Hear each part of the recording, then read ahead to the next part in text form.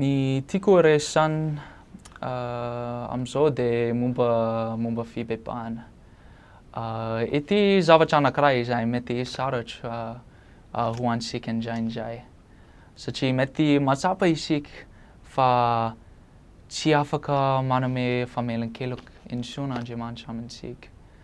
Fa Andriamanitra zany tena be fitiavana ho antsika izy. Ary tena tiany mitahy antsika. Ary manamasina antsika. Tiany raha isika manatona bebaka kokoa aminazy si Jesoa Kristy. De Jesoa Kristy zany de nanatanteraka ny zavatra anankiray antsoina hoe ny sorom-panavotana. De ny sorom-panavotana de sorana anankiray izay nanaovan'i Jesoa Kristy ho an'ny fahotantsika. Jesoa Kristy efa nandoa zany ho an'ny fahotantsika.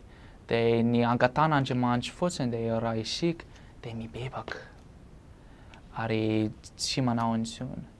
Misy dingana dimy izay tokony anaovantsika mba ahafahantsika lasa madio indray avy ny fahotana izay navitantsika. Ny zavatra voalohany tokony ataontsika de manaiky ny fahotana izay navitantsika. Manao ohatra fotsiny, mety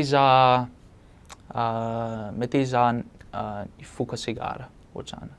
De fantatsika zany fa tsy tokony mifoka sigara satria araky ny baiboly de tempolin'Andriamanitra ny vatantsika. Ary tsy tokony manaloto ny vatantsika. De mila manaiky isika fa ratsy zany ary tsy tokony manaloto ny vatan'Andriamanitra zany. Zavatra faharoa tokony ataontsika de manenina. Tsy maintsy malahelo noho ny zavatra izay ataontsika.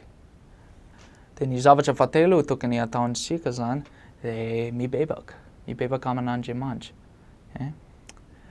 De fahaefatra de mamerana amin'ny laona. Raha ohatra ka za nangalatra de tokony mamerana ny zavatra izay nangalatra. De fahadimy de tsy manao intsony.